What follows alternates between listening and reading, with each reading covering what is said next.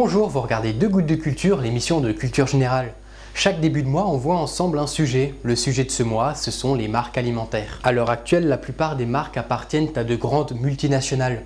Dans le domaine alimentaire, on trouve notamment Coca-Cola, PepsiCo, Kellogg's, Mars, Kraft Foods ou bien encore Nestlé. Nestlé qui est actuellement le premier groupe alimentaire au monde avec un chiffre d'affaires de 74 milliards d'euros en 2012, soit à peu près le PIB de la Slovaquie. Nestlé est une société suisse créée en 1866 par le pharmacien Henri Nestlé qui vendait alors du lait en poudre. Aujourd'hui, Nestlé possède plus de 200 marques dont notamment Nescafé, Nespresso et Ricoré pour les cafés. Pour les boissons, notons Perrier, Vittel, Contrex, Epar, Quézac et le Nesti en coentreprise avec Coca-Cola Company. Son marché principal étant avant tout les biscuits et les céréales, on retrouve aussi les Chocapic, le Nesquik, les Cheerios, Golden Graham, Crunch, Galac, KitKat, Lion, Smarties et After Eight. C'est pas le sujet du jour, mais on peut aussi noter des aliments pour animaux comme Purina, Félix ou Friskies. Intéressons-nous plus en détail à la marque Smarties. Ils ont été inventés en 1937 en Angleterre par la société Rowntrees & Co.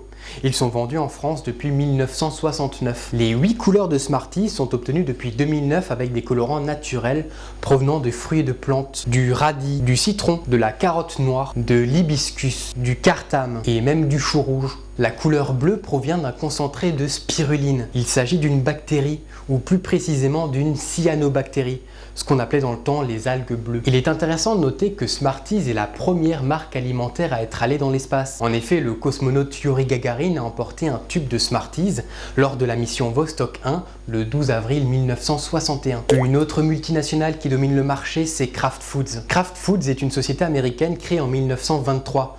Elle était au départ spécialisée dans la vente de crème glacée. Le 1er octobre 2012, le groupe Kraft Foods a été scindé en deux entités. D'un côté, il y a Kraft Foods Group qui est centré sur les produits de rayon frais, essentiellement vendus en Amérique du Nord. Et d'un autre côté, Mondelez International qui regroupe toutes les marques de snacking du groupe. Dans ce contexte, le snacking, ce sont les produits que l'on peut manger entre les repas, comme les céréales, les biscuits. Aujourd'hui, l'entité Mondelez possède notamment les marques Carte Noire, Café Grand-Mère, Jacques Vabre, Tassimo ou Maxwell pour les cafés.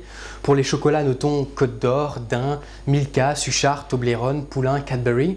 Dans le secteur du biscuit, on trouve aussi la célèbre marque Lu, qui a été achetée en 2007, mais aussi Belin ou Oreo. Sinon, pour les bonbons, on trouve Carambar, Malabar, Créma, La Piquichante, Stimorol, les Kiss Cool ou bien les chewing-gums Hollywood. Voyons plus en détail la marque Lu. Ses initiales signifient Lefebvre Utile.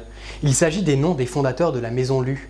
Jean-Romain Lefebvre et son épouse Pauline Isabelle Utile. La maison Lu a été créée en 1846 en France, à Nantes.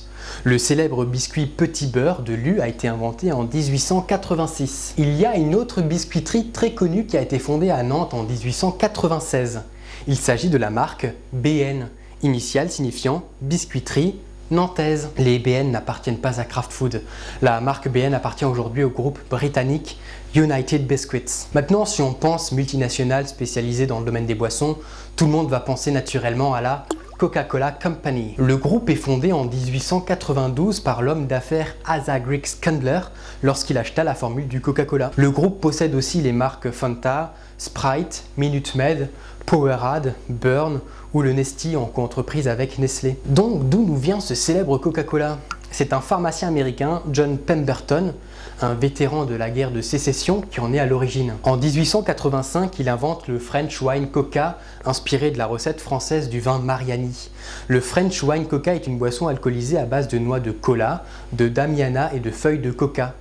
Oui, coca, la plante qu'on utilise pour produire la cocaïne. La même année, la prohibition est déclarée dans la ville, contraignant John Pemberton à trouver un substitut à l'alcool présent dans sa boisson. Il va alors remplacer le vin par un sirop sans alcool et renommer sa boisson le Coca-Cola. John Pemberton meurt en 1888 après avoir vendu la recette de la boisson à l'homme d'affaires Asa Griggs Candler pour 2300 $. Et c'est lui qui va créer la marque et rendre la boisson célèbre à coup de campagne marketing. Depuis 1903, le Coca-Cola ne contient officiellement plus de cocaïne. La boisson est arrivée en France en 1919. Le procédé de fabrication du Coca-Cola est tenu secret, mais les ingrédients et les quantités sont aujourd'hui connus grâce aux expérimentations de chimistes qui ont mis en évidence la présence de mélanges de sucre, d'extraits d'orange, de citron et de vanille. L'acide phosphorique confère à la boisson un pH acide de 2,5. Le grand concurrent de Coca-Cola, c'est une autre multinationale américaine, PepsiCo, qui a été fondée par la fusion de Pepsi Cola Company et de Frito-Lay en 1965. PepsiCo possède entre autres les marques de boissons